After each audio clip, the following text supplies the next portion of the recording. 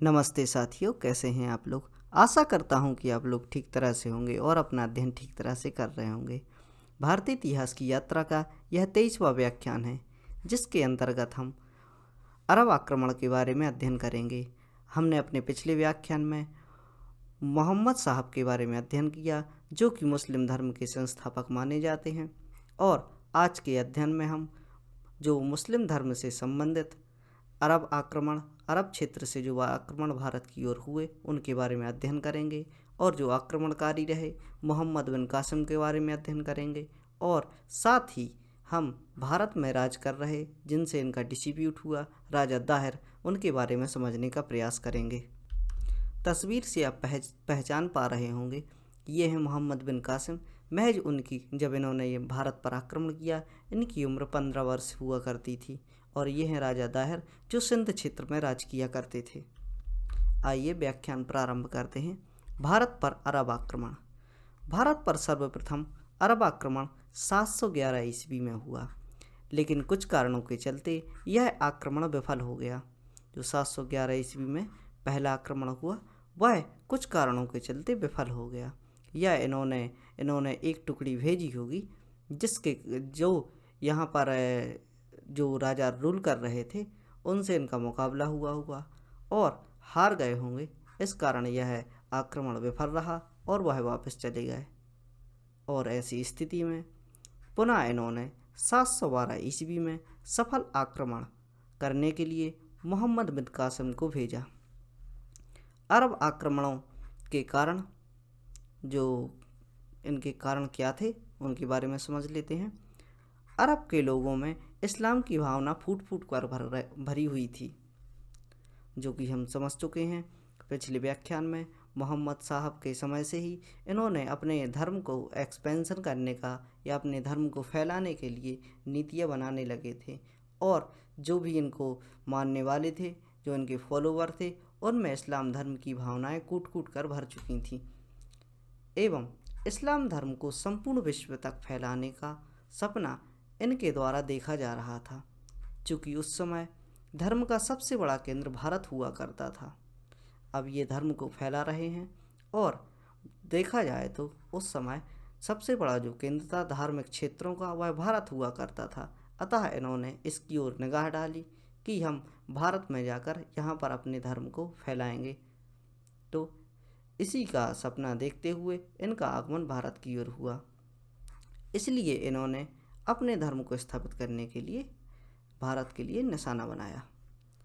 इस समय जो श्रीलंका के शासक थे, इन्होंने ईरान के खलीफा के बारे में हम पढ़ चुके हैं कि खलीफा उस समय जो मुस्लिम धर्म में उच्चपद होता था, और जो इसको मानने वाले होते थे, उनके सबसे उच्च अधिकारी के रूप में या शासक के रूप में जो व्यक्ति स्थापित होता था, उसके लिए खलीफा कहा जाता था। इनका नाम था वालिद प्रथम। ईरान के जो खलीफा थे वालिद प्रथम, एवं इनके सूबेदार हज्जाज के लिए 18 जहाज में माल भरकर उपहार स्वरूप भेजा गया। किसने?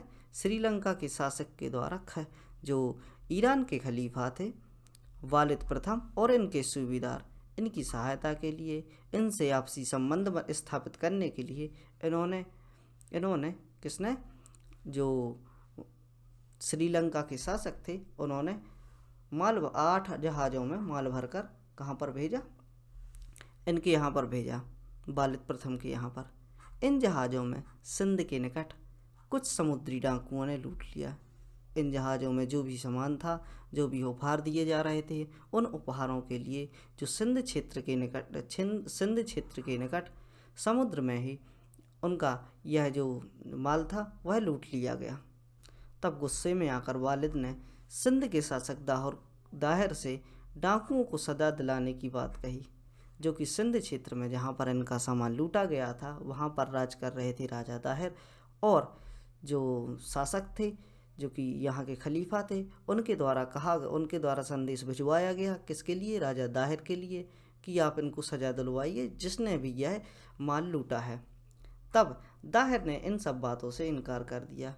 उन्होंने बोला कि इन सब से मेरा कोई भी संबंध नहीं है, अतः मैं इनको सज़ा कैसे दिलवा सकता हूँ। और इसलिए दाहिर को सबक सिखाने के लिए दाहिर द्वारा इनकी जो भी बात रखी जाती है उसको नज़रअंदाज कर दिया जाता है, और नज़रअंदाज करने के कारण इनके लिए गुस्सा आता है, और सबक सिखाने के लिए हज्जाज ने एक सैनिकों की टुकड़ी भारत भेजी। किसके लिए? किसका मुकाबला करने के लिए? राजा दाहिर का। तो वह भारत आकर बुरी तरह पराजित होकर गए। जो पहली टुकड़ी आई उसके लिए राजा दाहिर का जो मुकाबला हुआ उसमें वह टुकड़ी बहुत ही बुरी तरीके से पराजित हो गई और वापस लौट गए। पराजय के आक्रोश में आकर हज्जाज ने मोहम्मद बिन कासिम के नेतृत्व में एक और सेना की टुकड़ी भेजी।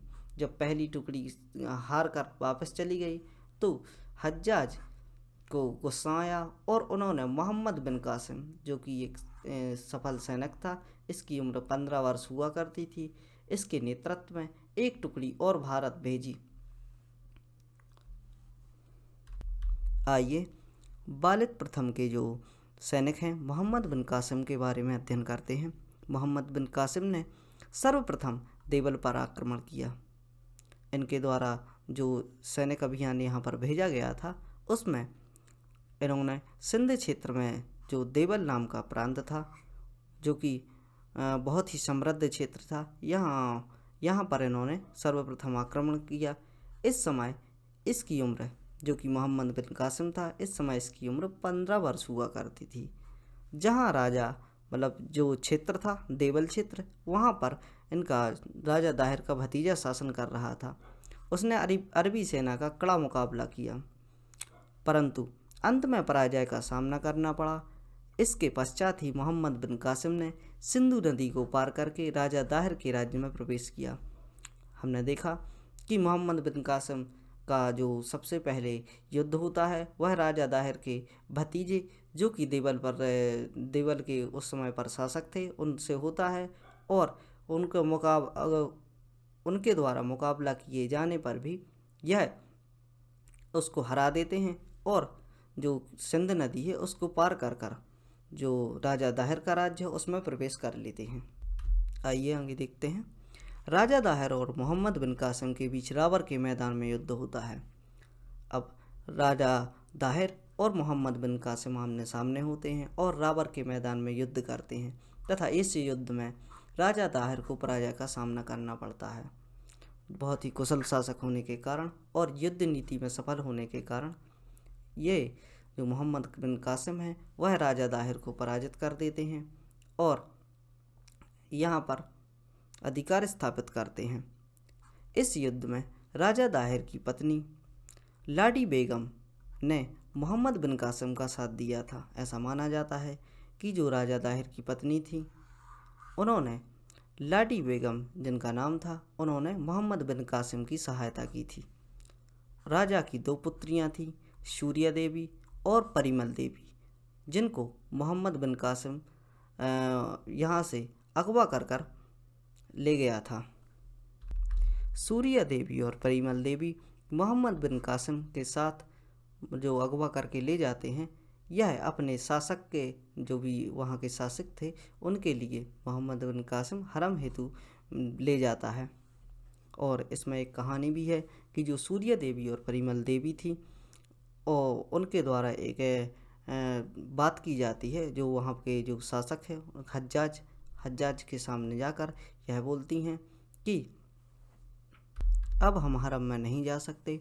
मोहम्मद बिन कासिम के द्वारा इनके साथ कुकृत्य किया गया है, और क्रोध में आकर जो हज्जाज होता है वह मोहम्मद बिन कासिम को मार देता है। और इस प्रकार अपने पिता की मृत्यु का बदला ये सूर्या देवी और परिमल देवी, जो इनकी पुत्रियां होती हैं, वह ले लेती हैं।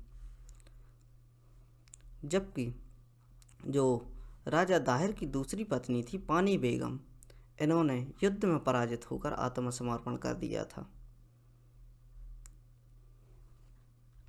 आइए इस स्टोरी को, जो भी यहाँ की इतिहास है, इसको मैप के माध्यम से समझने का प्रयास करते हैं। यह श्रीलंका का क्षेत्र है, यह ईरान का क्षेत्र है। श्रीलंका से जो यहाँ के शासक थे, इनके द्वारा 8 जहाज़ों में भरकर जो माल ले जाया जा रहा था, इनको उपहार स्वरूप देने के लिए ईरान ले जाया जा रहा था। और इस क्षेत्र में जो कि सिंध क्षेत्र है। सिंध क्षेत्र में कुछ डाकू इस सामग्री के लिए लूट लेते हैं और इसी के चलते जो ईरान के शासक होते हैं और इस स्थान पर सिंध क्षेत्र पर राज कर रहे राजा दाहिर को यह संदेश भिजवाते हैं कि जो भी यहाँ के डाकू हैं उनको आप सजा दिलवाइए, और राजा दाहिर द्वारा इससे स्पष्ट इनकार कर दिया जाता है। और इसके चलते जो भी सैनिक अभियान है वह यहाँ पर प्रारंभ कर देते हैं।